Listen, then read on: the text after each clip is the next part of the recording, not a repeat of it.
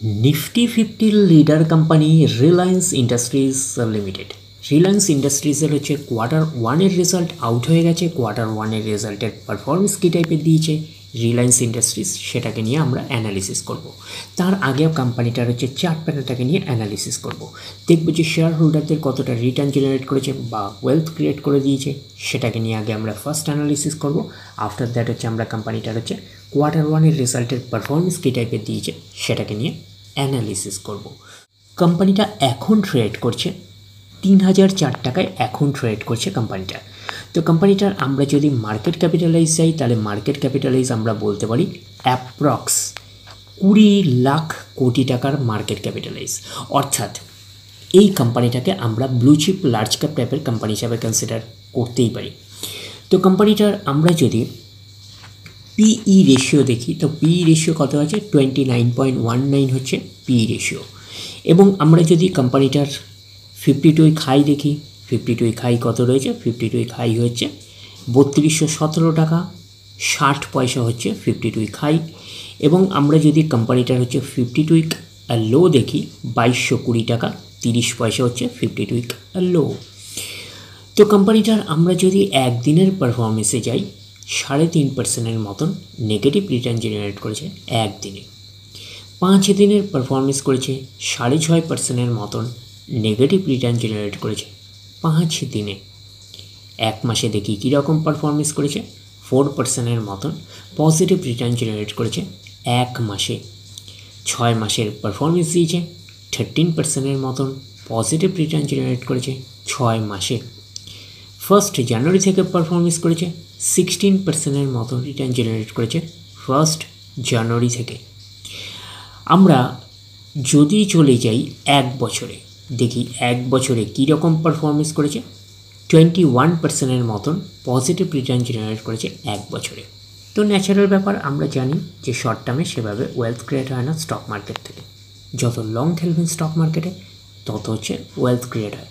But এই কোম্পানিটা কিন্তু শর্ট টার্মে অর্থাৎ এক বছরে একটা ওকে টাইপের পারফরমেন্স করেছে, আমরা এইটুখানি বলতে পারি। 21% মতন পজিটিভ রিটার্ন জেনারেট করেছে এক বছরে অর্থাৎ শর্ট টার্মে।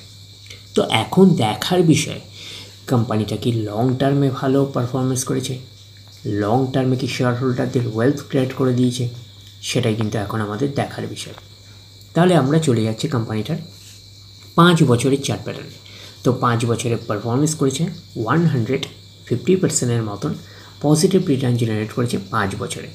তো 100% মানে ইনভেস্টমেন্ট ডবল, তো ইনভেস্টমেন্টকে কিন্তু ডবলের অনেকটাই বেশি করে দিয়েছে 5 বছরে। তো সেই হিসাবে কিন্তু একটা ডিসেন্ট টাইপের পারফরমেন্স করেছে, আমরা এইটুখানি বলতেই পারি। তো ব্লু চিপ লার্জ ক্যাপ টাইপের কোম্পানিগুলোর মূল টার্গেট হচ্ছে 5 বছরে ইনভেস্টমেন্টকে ডবল করা। তো এই কোম্পানিটাও হচ্ছে ব্লু চিপ লার্জ ক্যাপ টাইপের কোম্পানি। তো এই কোম্পানিটাও হচ্ছে 5 বছরে ইনভেস্টমেন্টকে কিন্তু ডবলের অনেকটাই বেশি করে দিয়েছে। তো সেই হিসাবে কিন্তু একটা ডিসেন্ট টাইপের পারফরমেন্স করেছে, আমরা এইটুখানি বলতেই পারি। এইবারে আমরা চলে যাব ম্যাক্সিমাম চার্ট প্যাটার্নে। তো ম্যাক্সিমাম চার্ট প্যাটার্ন হিসাবে পারফরমেন্স করেছে 5567% মতন পজিটিভ রিটার্ন জেনারেট করেছে অল টাইম বা ম্যাক্সিমাম। তো কোম্পানিটা লিস্টেড হয়েছে কবে? 2002-তে লিস্টেড হয়েছে। তাহলে 2002 থেকে এখনও অবধি রিটার্ন জেনারেট করেছে 5567% মতন পজিটিভ রিটার্ন জেনারেট করেছে অল টাইম বা ম্যাক্সিমাম। তো ম্যাক্সিমাম চার্ট প্যাটার্নটা কিন্তু লেফট টু রাইট ওপরের দিকে মুভ করছে। তো সেই হিসাবে কিন্তু একটা ডিসেন্ট টাইপের চার্ট প্যাটার্ন হিসাবে আমরা কনসিডার করতেই পারি। এবং কোম্পানিটা কিন্তু ফান্ডামেন্টালি সাউন্ড কোম্পানি, এটুখানি কিন্তু মাথায় রাখবেন। এবং নিফটি 50 লিডার কোম্পানি, এটুখানি কিন্তু মাথায় রাখবেন অ্যাজ পার মার্কেট ক্যাপিটালাইজ অনুযায়ী। এইবারে আমাদের এখন দেখার বিষয় কোম্পানিটার হচ্ছে কোয়ার্টার ওয়ানের রেজাল্টের পারফরমেন্স কী টাইপের দিয়েছে। তাহলে আমরা চলে যাচ্ছি কোম্পানিটার কোয়ার্টার ওয়ানের রেজাল্টে। আমরা চলে আসলাম কোম্পানিটার হচ্ছে কোয়ার্টার ওয়ানের রেজাল্টে। আগে আমরা আমরা দেখে নেব যে সিকোয়েন্সগুলো ঠিকঠাকভাবে সাজানো রয়েছে নাকি, এটাকে আগে আমরা দেখে নেব। এটা হচ্ছে এই কোয়ার্টার, মিনস হচ্ছে কোয়ার্টার ওয়ান, এটা প্রিভিয়াস কোয়ার্টার, আর এটা হচ্ছে এক বছর আগে। তাহলে সিকোয়েন্সগুলো ঠিকঠাকভাবে সাজানো রয়েছে, আমরা এইটুখানি বলতেই পারি। তো অ্যামাউন্টগুলো কিসে দিয়েছে দেখে নিই। অ্যামাউন্টগুলো হচ্ছে কারার্সে দিয়েছে অ্যামাউন্টগুলো। এইবারে আমরা চলে যাব কোম্পানিটার টোটাল ইনকামে। তো টোটাল ইনকামে যাওয়ার আগে আমরা কি করব, একটু লার্জ করে নিয়ে অ্যাডজাস্ট করে নেব তাহলে আপনাদের কাছে ব্যাপারটা আরও ভিজিবল হবে। তো এইবারে আমরা চলে আসলাম কোম্পানিটার টোটাল ইনকামে। তাহলে কি পাচ্ছি, এই কোয়ার্টার মিস হচ্ছে কোয়ার্টার ওয়ানে 2,40,200, প্রিভিয়াস কোয়ার্টারে ছিল 2,45,249 এবং এক বছর আগে ছিল 2,14,644। তাহলে এক বছর আগের 2,14,644টা এখন কত হয়ে গেছে 2,40,200। তাহলে আমরা বলবো ইয়ার অন ইয়ার বেসিস কিন্তু জাম্প রয়েছে টোটাল ইনকামে। প্রিভিয়াস কোয়ার্টারে ছিল কত 2,45,249, সেটা হয়ে গেল এই কোয়ার্টার মিনস হচ্ছে কোয়ার্টার ওয়ানে হয়ে গেল 2,24,200। তাহলে আমরা বলবো কোয়ার্টার অন কোয়ার্টার বেসিস কিন্তু ডাউন পারফরমেন্স করেছে টোটাল ইনকামে। তো ন্যাচারাল ব্যাপার, আমরা জানি যে ইনকাম করতে গেলে কোম্পানিকে এক্সপেন্সেস করতেই হবে। তো এখন দেখার বিষয় কোম্পানিটা ইনকাম করতে গিয়ে কতটা এক্সপেন্সেস করেছে। তাহলে আমরা চলে আসলাম টোটাল এক্সপেন্সেসে। পাচ্ছি কি, এই কোয়ার্টার মিস হচ্ছে কোয়ার্টার ওয়ানে 2,16,966, প্রিভিয়াস কোয়ার্টারে ছিল 2,17,529 এবং এক বছর আগে ছিল 1,90,350।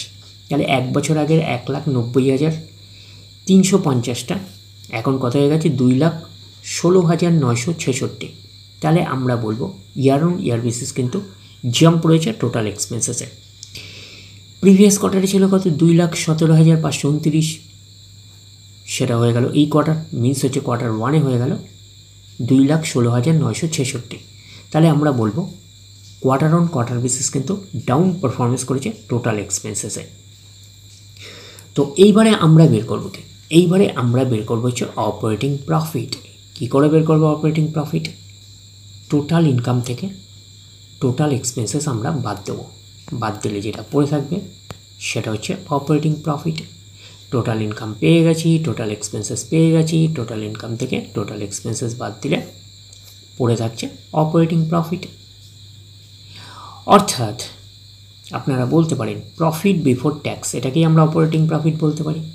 এই কোয়ার্টার মিস হচ্ছে কোয়ার্টার ওয়ানে 23,234, প্রিভিয়াস কোয়ার্টারে ছিল 27,720 এবং এক বছর আগে ছিল 24,294।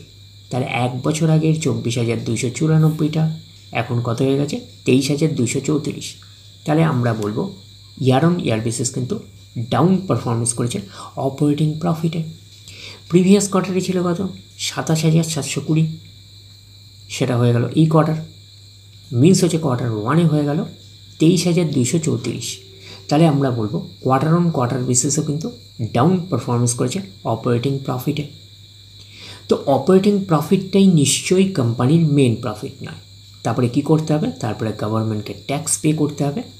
গভর্নমেন্টকে ট্যাক্স পে করার পরে কোম্পানির কাছে যেটা পড়ে থাকবে সেটা কোম্পানির ফাইনাল প্রফিট বা নেট প্রফিট হিসাবে আমরা কনসিডার করতেই পারি। তাহলে আমরা পাচ্ছি কি প্রফিট আফটার ট্যাক্স, এটাকেই আমরা নেট প্রফিট বলতে পারি, এটাকেই আমরা ফাইনাল প্রফিট বলতে পারি।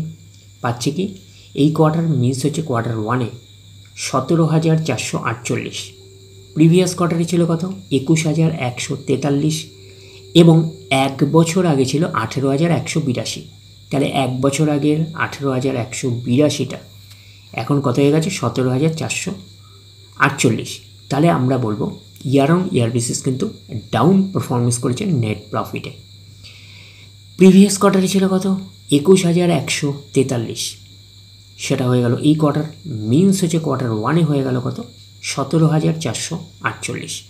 তাহলে আমরা বলবো কোয়ার্টার অন কোয়ার্টার বেসিসও কিন্তু ডাউন পারফরমেন্স করেছে নেট প্রফিটে। এইবারে আমরা চলে যাব কোম্পানিটার হচ্ছে ইপিএসে অর্থাৎ আর্নিং পার শেয়ারে। দেখি আর্নিং পার শেয়ারের অবস্থান কীরকম রয়েছে। তাহলে আমরা চলে আসলাম ইপিএসে অর্থাৎ আর্নিং পার শেয়ারে। এই কোয়ার্টার মিস হচ্ছে কোয়ার্টার ওয়ানে কত আছে 22.37, প্রিভিয়াস কোয়ার্টারে ছিল কত 28.01 এবং এক বছর আগে ছিল 23.66। তাহলে এক বছর আগের 23.66টা এখন কত হয়ে গেছে 22.37। তাহলে আমরা বলবো ইয়ার অন ইয়ার বেসিস কিন্তু ডাউন পারফরমেন্স করেছে ইপিএসে অর্থাৎ আর্নিং পার শেয়ারে।